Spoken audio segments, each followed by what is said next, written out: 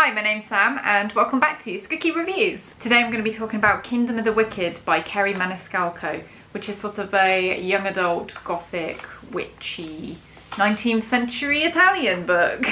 Those are not all genres. It's a dark gothic witch tale. So I received an e-copy of this book in exchange for an honest review. So here's my honest review. This book does have quite a few gory descriptions, a couple of gross descriptions as well, which I always feel was a bit unnecessary. If gory descriptions put you off a book, then consider yourself put off. But if they don't, then you're fine. Woo! It's set in 19th century Italy. Amelia and her twin sister are given matching necklaces which should never touch. So, of course, the first thing they do is touch them together and something a bit spooky sort of happens. So they decide, yeah, let's not talk about that or do that ever again. After Amelia's twin sister's been murdered, she summons a demon to help her find the culprit. The plot revolves around the different demons, the necklaces, and the murder of Emily's twin sister. And witches, and Italian food. When I first started reading this, I thought I was definitely gonna write a 5-star review. It just has one of those openings that really grabs you, pulls you into the book, and just makes you want to read the whole thing in one sitting. Unfortunately, that's not sort of how it went for me when I was reading it.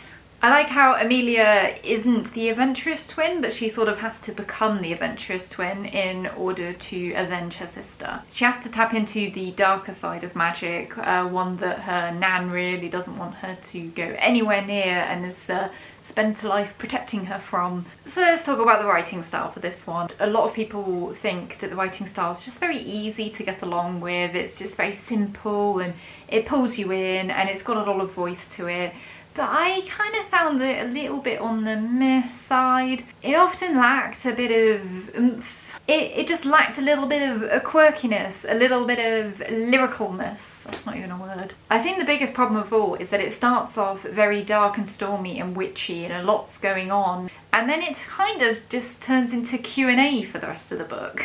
There's a couple of supernatural things going along and a little bit of action sprinkled here and there, but it's kind of mainly Q&A. All the questions kind of made sense at first. You know, capture the demon, question him, go to the next demon, question him, go to the next demon, question him. So what started to make sense at first just became a kind of crutch for the story. There was a lot of snarky questions which were just more questions.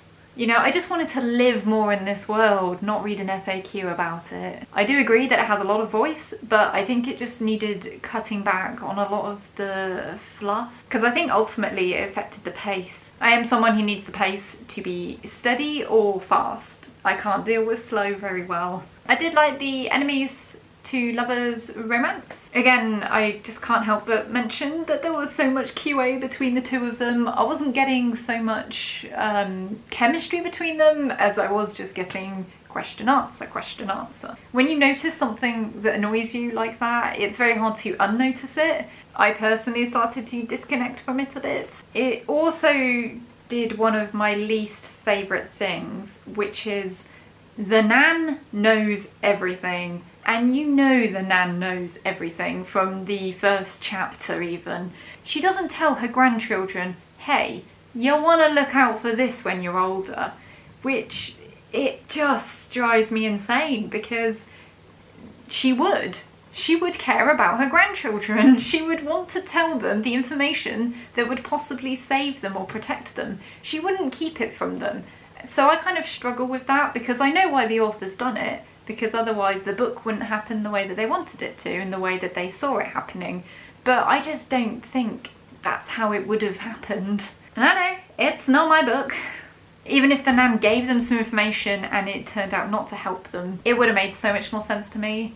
But for her to just not say anything and just be the, ooh, wise nan in the background, it didn't make sense to me. So that was my take on it, but I mean, you don't have to get annoyed by these things and then you can enjoy the book a bit more. Something I liked about this book is the way that it just used Italian seamlessly as part of the prose.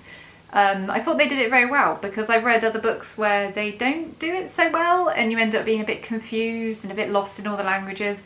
But this one wasn't like that. It did it well, in my opinion. What I actually really liked about this book is where it ended. I think book 2 is actually going to be far better than book 1, but if I see loads of questions, I'm just not going to be able to handle it. I just felt like the story as a whole fell into a bit of a pattern. And then the ending hit and I thought, oh, this is good again. So, you know, I guess, you know.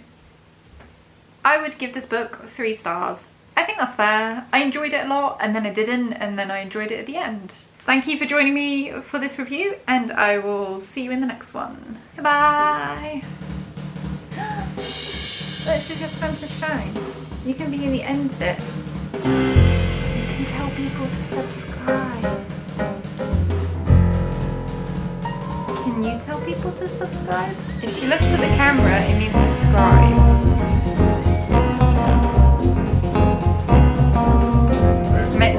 Subscribe then.